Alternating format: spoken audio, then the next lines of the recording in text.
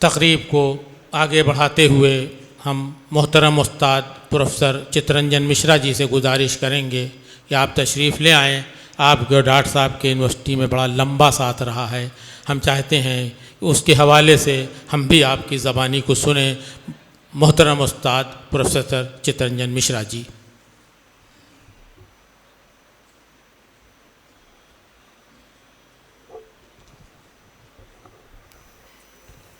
ठीक है, कोई बात नहीं।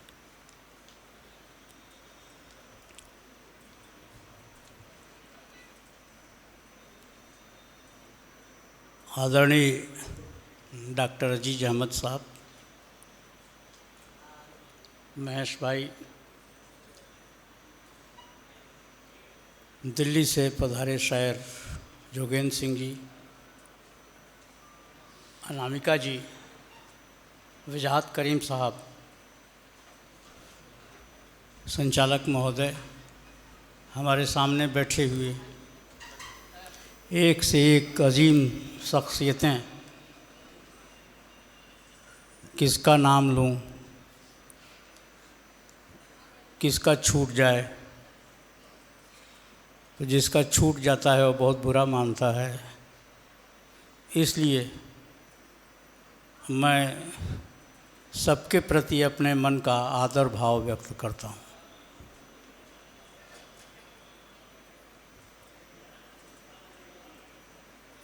इस अदबी शाम के जो आयोजकगण हैं, उनके प्रति मैं बहुत शुक्रगुज़ार हूँ कि उन्होंने इतने लोगों को जुटाया और इतने लोगों से एक दूसरे की भेंट का अवसर मुहैया करवाया। इस ज़माने में ये बड़ा मुश्किल काम है।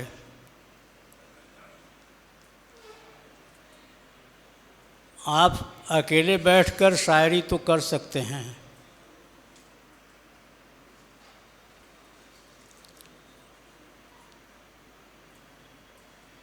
आप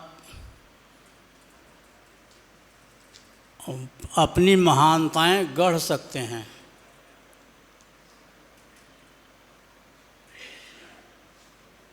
पर इतने लोगों को एक साथ जुटाकर उनके बीच में दूसरे लोगों को बोलने की दावत देना और दूसरे लोगों के लिए जलसा लगाना, ये सचमुच इस ज़माने का बहुत मुश्किल काम है। और जो लोग भी ऐसा करते हैं, मैं उनके प्रति बहुत आदर का भाव व्यक्त करता हूँ, क्योंकि अब सब लोग, ज़्यादातर लोग इतने बड़े हो गए हैं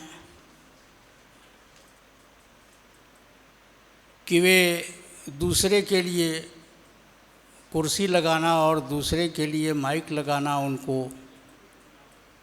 सुकून नहीं देता है। सब बड़े हैं, सब वरिष्ठ हैं, सब महान हैं, पर सबसे महान आयोजक होता है जो उन सब महानताओं को एक साथ जुटाता है और सबको सबकी औकात बताता रहता है। दोस्तों, जब तक हिमालय सामने नहीं होता है तब तक हर आदमी अपने को बड़ा ही समझता है। ये जो समय होता है शेयरिंग का समय, अपने जज्बातों को शेयर करने का समय, अपनी भावनाओं को एक दूसरे से साझा करने का समय, आज के सामाजिक जीवन की सबसे बड़ी कमी यह साझेदारी है जो घटती जा रही है। और जो आयोजक होता है वो ऐसी साझेदारी को बढ़ाने की कोशिश करता है। इतने आदर और इतने सम्मान का भाव मन में होने के बावजूद कितने दिनों बाद डॉक्टर साहब से भेंट हो रही है, कितने दिनों बाद महेश जी से भेंट हो रही है, कितने दिनों बाद इस सब सामने बैठे हुए हमारे मित्र दिखाई दे रहे हैं। ये थोड़े है कि इन लोगों के प्रति मेरे मन में आदर का भाव कम है, पर ये जो मिलने जुलने का साबका कम हो गया है, ये बहुत दुख की बात है और बहुत चिंता की बात है। शायरी फिराक साहब कहते थे कि शायरी का एक कमाल यह भी है कि वह बैठे बैठे आदमी को गहरा कर देती है। पर बैठे बैठे आदमी जब गहरा हो जाता है तो उस गहराई को लेकर वो क्या करेगा अगर दूसरा उसके जीवन में दूसरे का वजूद न हो। इसलिए दूसरे के वजूद को कबूल करना, उसको इम्पोर्टेंस देना, ये आज के सामाजिक ज़िंदगी की सबसे बड़ी ज़रूरत है। और गोरखपुर की इस अदबी शाम ने जो फिराक के नाम यहाँ आयोजित की गई है, यह अवसर उपलब्ध कराया है। मित्रों, मैं वजाहत करीम साहब का करीम साहब का नाम वजाहत के बाद आ जाता है हम भी हम लोगों के मित्र हैं। मैं बहुत शुक्रगुजार हूँ हिंदी वालों की जानिब, क्योंकि जो लोग अफ़गान साहब के काम को उर्दू में नहीं पढ़ सकते थे, जिनमें मैं भी शुमार हूँ, उनके लिए इन्होंने अनुवाद का काम किया है। और मैं हिंदी के सभी पाठकों की ओर से उनके प्रति बहुत बहुत आभार व्यक्त करता हूँ। अनुवाद बहुत बड़ा काम होता है। अनुवाद समाज में जो तफरका फैलता है, जो अपरिचय का वातावरण बनता है, जो अबोला ठन जाती है कभी कभी, अनुवाद उस अबोलेपन को दूर कर देता है।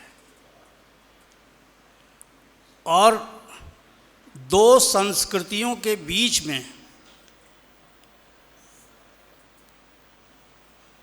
फिरका परस्ती की वजह से जो दूरी पैदा की जाती है, अनुवाद का काम खून पीने वाली उस फिरका परस्ती के हौसले को पस्त करना होता है। और यह एक बहुत ज़रूरी काम है मित्रों। जैसे जैसे दुनिया नज़दीक आ रही है, कहा जा रहा है कि बहुत हम नज़दीक आ गए हैं, और वैसे वैसे अपरिचय भी बढ़ रहा है, वैसे वैसे दूरी भी बढ़ रही है। जो लोग दुनिया को मुट्ठी में करने की दावे के साथ मोबाइल के भरोसे बैठे हुए हैं, वे लोग खुद किसकी मुट्ठी में हैं ये उनको पता नहीं है। ये उनको पता नहीं है कि उनको कौन तजवीज़ रहा है, और उस तजवीज़ के आधार पर वो कैसे पॉलिटिक्स चला रहा है, वो कैसे मार्केट चला रहा है, वह कैसे इकॉनमी चला रहा है, वह कैसे बाजार चला रहा है। इसलिए अनुवादक को मैं बहुत बधाई देता हूं और ये उनके लिए बहुत पुरस्कुन है कि वे अफ़गान साहब के पहले विद्यार्थी हैं। अफ़गान साहब की पर्सनालिटी के बारे में हम लोग जब कभी सोचते हैं, हम लोग उनके मित्र रहे हैं विश्वविद्यालय जीवन के, हमारे वो सीनियर थे, तो समझ में नहीं आता है कि ये आदमी फ़कीर था कि बादशाह था। आधी फ़कीरी आधी बादशाहत का आदमी था। तबीयत से बादशाह और देखने में फ़कीर जैसा आदमी, जिसने अपने लिए कुछ भी नहीं किया। हम लोग तो घर जोड़ने की माया में लगे हुए लोग हैं।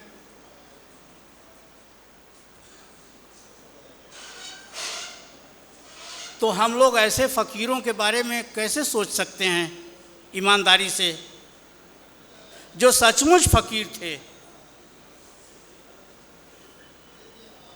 जिनके बारे में कहा गया है कि चाह का फाका जो करे वाकई नाम फ़कीर। जो अपनी इच्छाओं का फाका कर लेता है वह फ़कीर होता है। एक ख़ास रंग का कपड़ा पहन लेने से,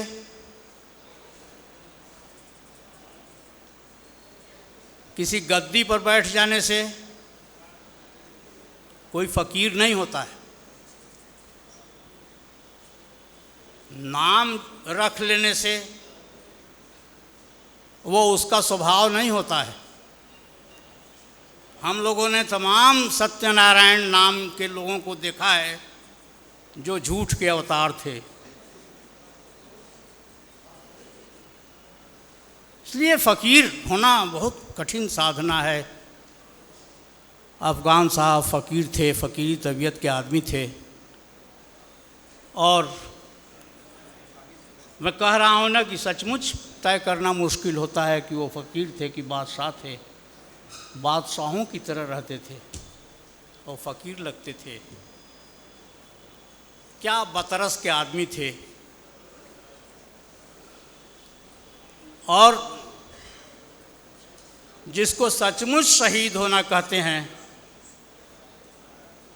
अफ़गान साहब अपने मोर्चे पर शहीद हुए।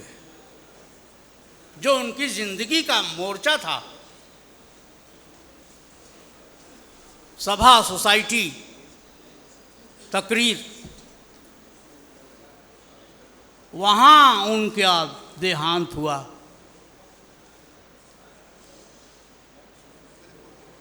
तो उनकी शख्सियत बहुत बड़ी थी। और फ़िराक साहब जैसा बड़ा शायर, जिसने उर्दू की रुबाइयों को, उर्दू की नज़मों को, गज़लों को एक नया तेवर दिया। फ़िराक साहब के बारे में कहा जाता है कि उन्होंने उर्दू शायरी को एक नया आशिक दिया और एक नया माशूक दिया। उसके पहले शायरी का जो आशिक था, जो माशूक था, फ़िराक साहब के यहाँ वह आशिक सिर्फ हुस्न और इश्क का आशिक नहीं रह गया। फ़िराक साहब की शायरी तक आते आते वह प्रबुद्ध नागरिक भी हो गया। उसके भीतर विवेक भी पैदा हुआ। दुनिया को बदलने का विवेक भी इश्क पैदा कर सकता है। फ़िराक की शायरी इसका नमूना है। जब वो कहते हैं कि या लोग हैं बेपरवाह या इश्क नहीं करते, क्यों प्यार में अब कोई बदनाम नहीं होता, तो सारी दुनिया में जो बुद्धिमत्ता पैदा हो गई है, जो बुद्धिमानी पैदा हो गई है स्वार्थों की, उस बुद्धिमानी पर तंज कसते हैं। और यह भी कि हमारा समय तो कामयाबियों का समय है, आप किसी तरह से कामयाब हो जाइए, आप किसी तरह से सफल हो जाइए, सफलता ही चरम मूल्य बना दिया गया है। बाजार के द्वारा, पॉलिटिक्स के द्वारा कि हम सफल हैं, हम चुनाव जीत जाते हैं इसलिए हम सफल हैं।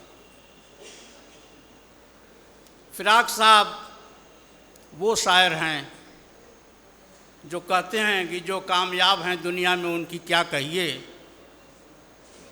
जो कामयाब हैं दुनिया में उनकी क्या कहिए, है इससे बढ़कर भले आदमी की क्या तौहीन। और जब फिराक साहब यह कह रहे हैं, फिराक साहब तो पहले कह गए थे, तो मुझे फ्रेंच कवियत्री विस्वावा सिम्बोर्स्का की पंक्तियां याद आती हैं, जिसने अपनी एक कविता में कहा है कि हमने 20वीं शताब्दी के जवान होती हुई 20वीं शताब्दी में सपना देखा था कि जो भला होगा वही बड़ा होगा, लेकिन यहाँ भला कोई और है और बड़ा कोई और। फिराक साहब यही कह रहे हैं कि जो कामयाब हैं दुनिया में उनकी क्या कहिए, है इससे बढ़कर भले आदमी की क्या तौहीन। मित्रों, हम लोग कुछ अजीम शायरों को सुनने के लिए भी आए हुए हैं।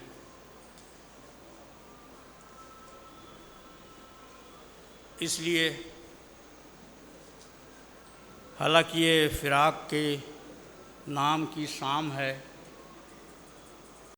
तो फिराक पर बात तो होनी चाहिए, पर फिराक पर बात तो रोज़ ही होती है।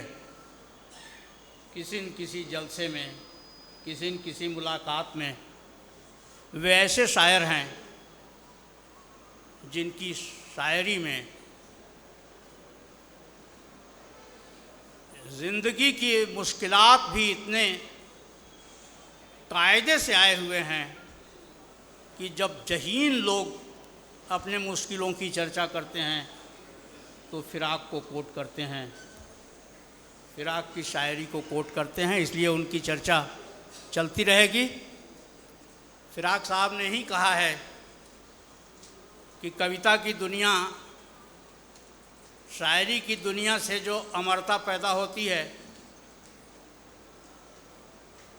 समय की छाती पर मूंग दलने वाले लोगों की जो अमरता है, वह उस अमरता के सामने धूल के समान है। भले ही उन्होंने अपने समय में बवंडर से धूल का पहाड़ खड़ा कर लिया, तो इस धूल के पहाड़ जो समय जगह जगह खड़े होकर दिखाई दे रहे हैं, ये धूल के पहाड़ चंद दिनों के मेहमान हैं, बालू की भीत पर बैठे हुए हैं।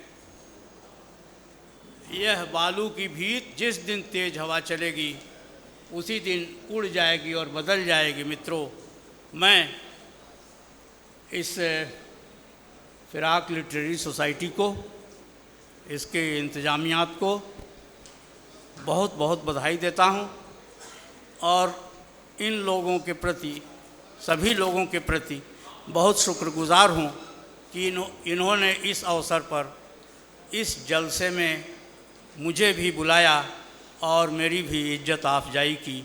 आप सबको बहुत बहुत धन्यवाद। बहुत बहुत शुक्रिया उस्ताद मोहतरम प्रोफेसर चित्तरंजन मिश्रा जी।